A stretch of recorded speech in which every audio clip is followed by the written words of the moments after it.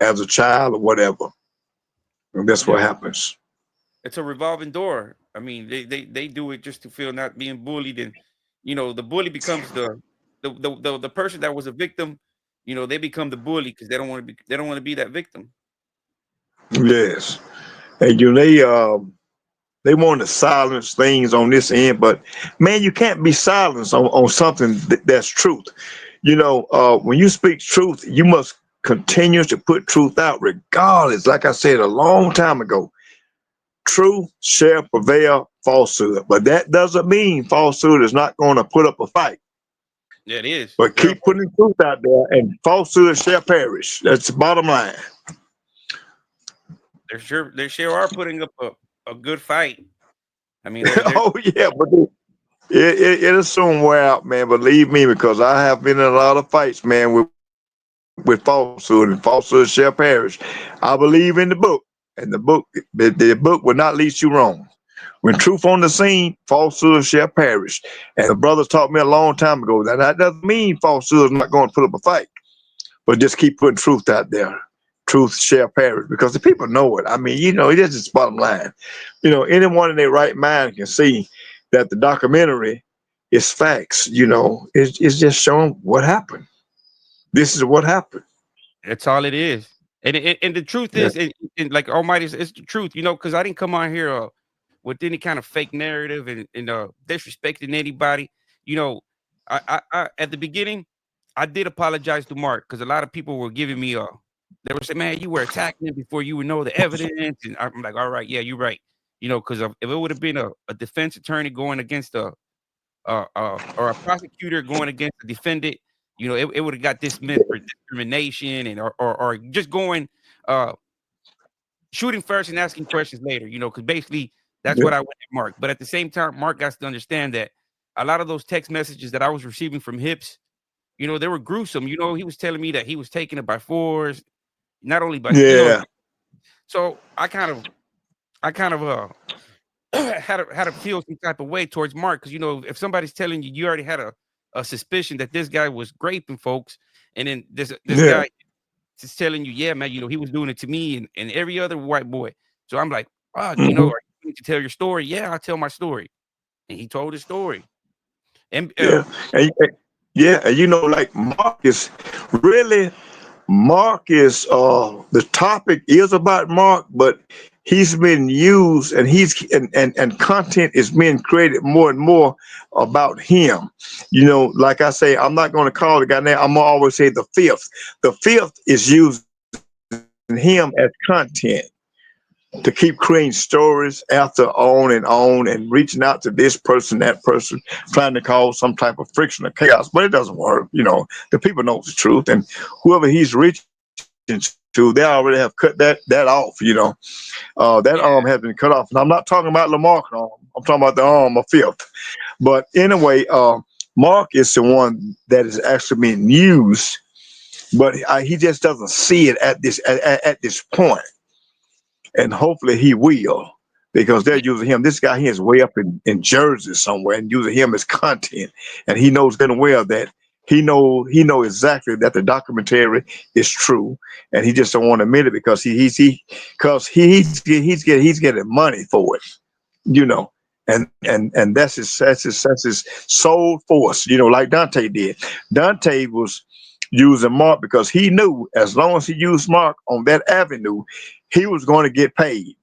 And he didn't give a damn about the man's feelings or how he felt about this or what he went through or how he going to make reparations or make amends or nothing. He didn't give a damn. And he actually used the guy. nope. And the thing is that they're continued both being used because Dante sent me all these apologies through the text messages, and now I guess he's going over there and saying that those text messages are fake. But see, that was his Hmm. number. I don't know if that was a text out number and it got Yes. deleted, and now he's acting like, oh, I never sent those messages. Because if you Yeah. read those messages, you're basically apologizing to me, and you're basically saying you're wrong, but you can't admit publicly that you were wrong. Exactly. Let me So answer God Soldier here. God Soldier said, Young blood, what do you think about? you think of them saying you this BB guy and saying they about to show your address. They said it last night. I told them don't do it.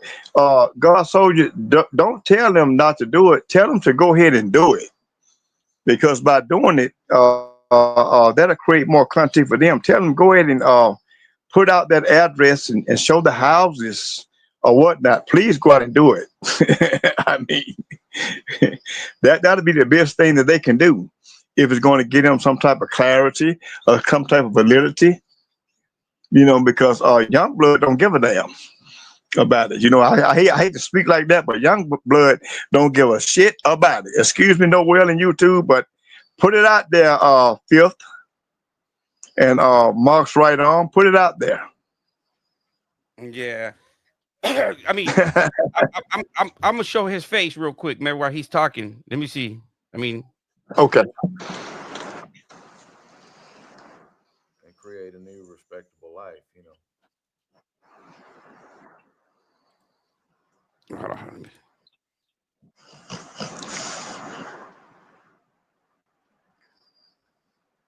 Not have. Was that Mendenhall's father or Mark's father? No, this is Mendenhall's father. Okay, yeah, yeah, and you can see, man, the betrayal that went on, man, between him, and it's sad, man. Yeah, it is. It really is. Yeah, he did. See, J Dog knows, man. He sent those text messages.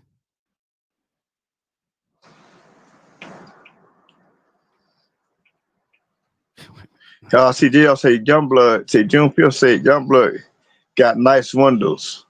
Yes, yes. Youngblood has some nice windows, and they have peepholes in them as well. And whatever you want. Yeah, Youngblood has some nice windows, and please visit. Yeah, I have some storm windows. It's storming now, and believe me that if you come to Youngblood house, you will be well invited, and you can come in. I will actually offer you to sit in at my table, and it will be extravagant. So please visit Youngblood. Thank you. Yeah, they're like, it's like He said, Phil said, Youngblood went too nice for him to be a blood. Well, well, just visit Youngblood. But Youngblood is universal. Youngblood can be Youngblood. See, back in the '60s, that's what people call people. They call, "What's up, blood?" And that's what we did back in the '60s. So now, if you reply to young blood as blood in that sense, then you have to go back and read your history because that's what we called all black brothers back in the day. What up, blood? That's what we did. So check your history, Fifth Avenue, and you'll see. yes. But now, like I said, you come visit because I cook collard greens, I cook black eyed peas and ham hocks and stuff like that, and you are very welcome. I would really invite you to my house. It's on Google, so come on down and see me, please. Everyone is welcome. No, well, I'm seriously welcome. Yeah, man. Watch his expression. to talk about it. I see. Okay. And kind of start fresh from day one when he gets out and Yeah. life. Because I never had a father. You know what I'm saying? I always wanted a father. I wish I were your father. As far as being turned out already, especially by family members, I kind of. Damn. I was probably about 6. I mean, Damn. the rest is That's Mendenhall, sad. and both of them are victims at a very young age. And yes, and it is, man. And that was so sad about it. And I hate it happened, but it did. And that's why I say that there's an old African proverb that says it takes a whole village to raise a kid. And it does. And if we were to go back into the old time days, it did. It took a whole village because just think about your neighborhood, Noel. When you probably was a kid at the age you are now, if you done something wrong, your neighbor was probably going to whip your ass and send you home, and your parents was going to whip your ass too for Oh doing yeah. what you did wrong. Oh yeah. You know what I mean? So you wasn't going to go out there and disrespect the elders because you knew what was coming to you. Yep. They were gonna come to the knocking at the door. Yeah. And that's what we're missing now, you know. Oh, But I think V. Morales said that Youngblood, they might be jealous of your house. Well, Youngblood doesn't have a extravagant house. I wish I did. I mean, I work for it, but I wish I did have, you know, a house I can put on here and go on YouTube and say that this is I live in Beverly Hills, which I don't, but I wish I did. But yeah. like I said, you all are welcome to come visit Youngblood because the doors is open. I have great hospitality, and you're welcome to come see me at any given time. You don't have to call, and I have something now. When you do come, make sure you come and let me know because I have something that probably get at your ass before you even enter the property, if you know what I mean. And it's not no steel, it's not no bullet. Don't say I'm threatening you, but they will get at your ass, Oh yeah. and they don't play. See, I got about 19 of them on site. let me see which part is. Play that one nowhere when he was saying that I guess he said about 10 dorm. Oh, Tindor. First time he ever I first think is time it. he ever got him a little piece. Real love from whoever.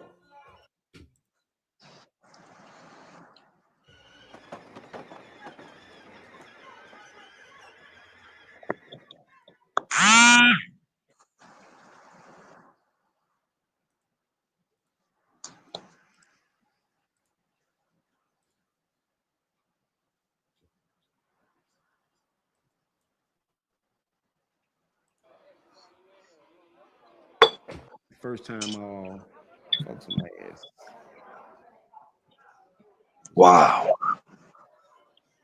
10 dong. And limestone. I knew he was a boy, but what caught my interest because he lifted weights, you know. And at that time, I was often working out real heavy. He promised me, he said, man, I ain't gonna bring it to you. If you don't want to fuck another man, I ain't gonna pressure you to. So one night we was in the sub. We just had a t-shirt and some boxer shorts on. I didn't try to avoid the situation. I brought it to him. I cracked him for his ass.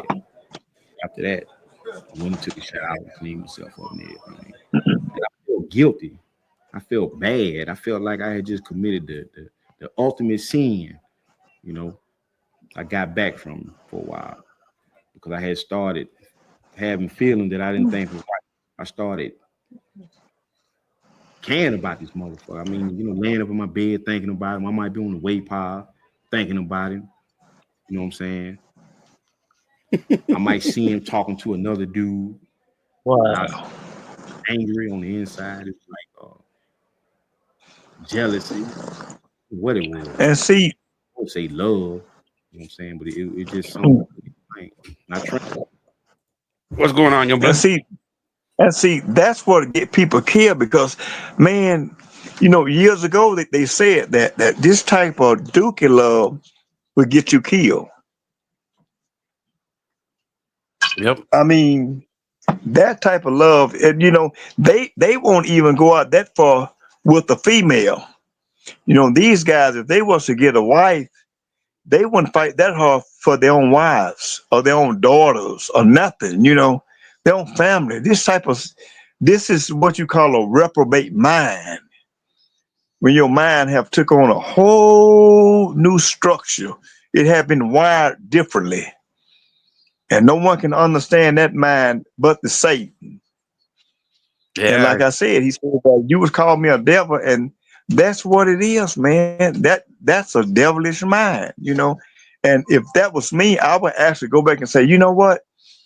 Then when I was in my 20s, I had a devilish mind. But now I don't have that devilish mind. You know, nothing is wrong with saying that, hey man, I ask for forgiveness. I'm wrong for what I done by destroying other people's lives. Nothing is wrong with that. Nope. But until then, until you can make amends and say that, this was going to continue to ride your soul. When no one is around, this ride your soul. And he can't deny it. Nope. It can't. I mean, Mm-mm. it's horrible. I mean, that's the next best thing. You know, when you want to become a better man, you gotta admit to your wrongs and apologize to the people you wrongdoing and and move forward. You know, learn from your mistakes. You know, Yes. that's it. I mean, Yes. Learn from your mistakes, you know. I mean, because that's what it is, you know. Um, I can remember the case that I had, man, and it happened way back in the 90s. And I'm not going to say what year, but I had 3 counts of capital murder, and I was convicted of 1 count of felony murder. And man, my family actually, like, I was like ousted out because this was unheard of, you know. This didn't go on in my family, you know. And the only one that stood by me was my mother. And the only reason I guess she stood by me because I was her son. And she had some grievance about that as well. But it took me years to admit my wrong in what I done. And the thing that happened with my situation, I wasn't actually the trigger man. And I didn't find out that the one who was actually the trigger man done the crime. I didn't know this until like 5 years actually when I was incarcerated, that this particular one had pleaded the Fifth Amendment. And I didn't know this until I filed what they call a Rule 32. And people that know about the law, a Rule 32 is when you go and you try to get your case heard upon the Alabama Supreme Court. And at that time, man, you know, I thought was keeping it real is don't say nothing. And he was like a brother to me. I mean, you know, and he's still like a brother to me. But for someone as close that I had to do such heinous crime and then throw me up under the bus was unheard of. yeah, So I seen a lot of people going in doing this. But when I actually got out and I started watching like 48 hours, it is a something like a TV show that comes on and it tells and you see this actually happens, man. But you can't believe this until it actually happened to you. And it was unheard of because if I had known what was going on and the time that I spent, well, hell yeah, I would have said, hey man, you know, no, I'm not the trigger man. This is the damn trigger man. yeah. But by me thinking as a young age, oh man, keeping it real, this is what's happening. And it cost me, man, years of my damn life, years of my life. But like I say, that journey that I took is why I'm doing the things that I do now.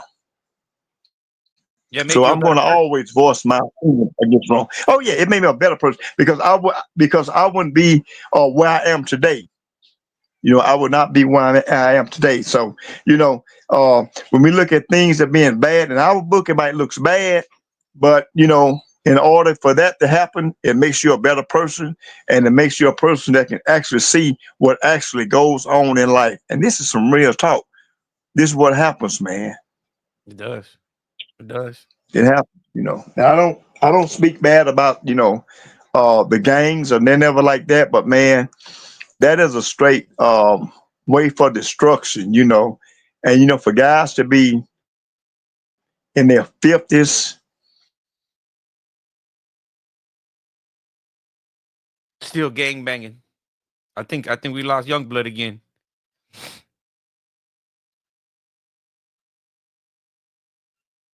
I think we lost young blood again. We're gonna play that part real quick. Because I never had a father. You know what I'm saying? But I always wanted a father. I like turning. Whatever. Yeah, They need to flip the pages back and look at the chapters.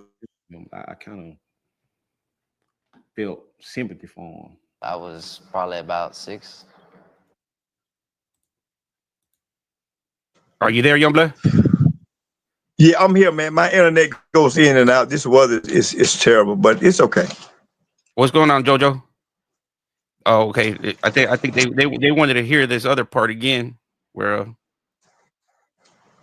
let me put it back on. What part? Oh, okay. They want to hear the part where Mark says, NBA lady. She wants to, she wants to hear it again. Okay. So I'm just gonna I'm mute this one.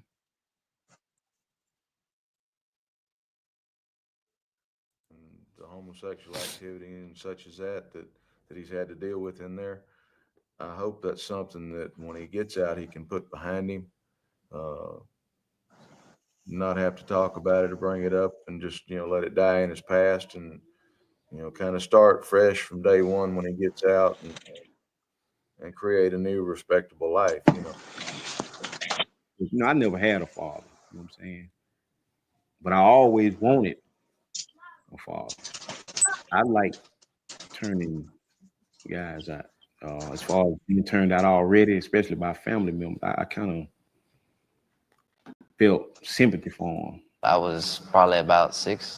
You know, when I first met Charles Hips, he told me that Mark had an uncle that was locked up with them. I can't remember what his name was. I think I even showed them. I think his name was Ronnie Moore. I showed Hips a picture of this Ronnie Moore, and he goes, "Yeah, that's his uncle, but I'm not going to speak on him because he's passed away."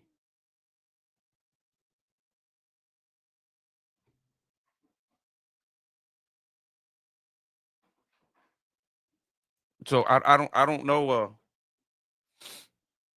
if his uncle was part of that.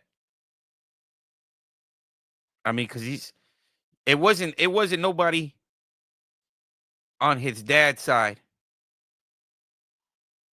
It must have been an uncle on his mom's side because he lived most of his time with his grandmother and mom. So maybe the uncle, the brother, the son of the grandma, some male figure that lived with Mark at one time.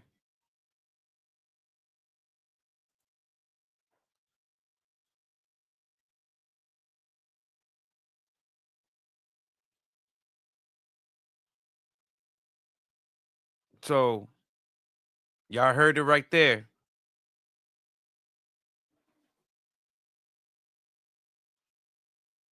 So it's kind of a I always said it from the beginning that the dude must have been a victim at one point or another. But by him denying it, his actions, you know, it still portrays him like a monster. You know, Fleece, he's owned up to it. He's owned up to it.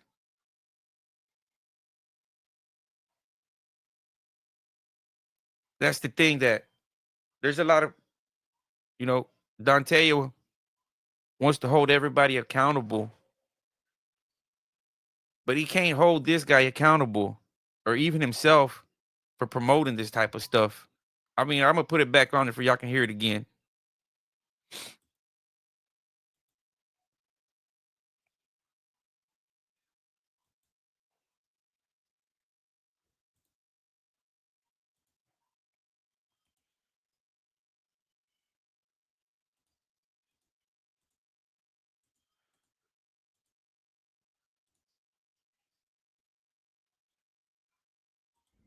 being pimped out and the homosexual activity and such as that he's had to deal with in there. I hope that's something that when he gets out, he can put behind him, not have to talk about it or bring it up, and just, let it die in his past, and, kind of start fresh from day one when he gets out, and create a new respectable life, Because, I never had a father, you know what I'm saying? But I always wanted a father. I like turning guys out. As far as being turned out already, especially by family members, I kind of. You see, but the way he says it, that he likes turning boys out, is that he got turned out as a boy. He got turned out as a boy by a family member in his life. So that's why, like him, as far as him being turned out, he said he was already turned out from the beginning. So I guess they're using this word turned out, I guess, like a homosexuality, like hey, you were involved in that type of a situation, but they're referring it to as turned out in prison. But the way Mark says that, he was already turned out before he went to prison. I mean, it's sad, because Mark was a kid at one time. He was a kid, and if that happened to him as a kid, that's messed up, But that still doesn't give you a reason to go over there and continue doing the predatory behavior. You could have been but see, it makes it. If I play that's why he becomes a protector. When Jonathan Schwartz said that, he became more of a father, mother instincts, a protector, that's what it was. At first, it did start out protecting the weaklings, and then it evolved to, to what it was: extortion, unconsensual, by force. And this is all. I mean, I'm gonna play one more little clip of his workout, and then we're gonna call it a night, and we continue the party tomorrow.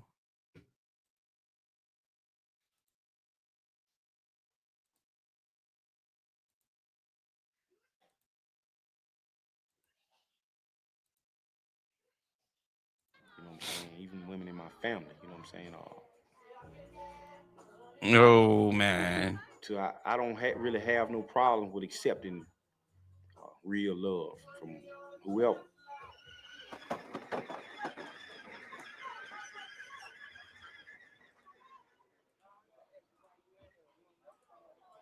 The first time fuck some ass was in Tendon at Limestone.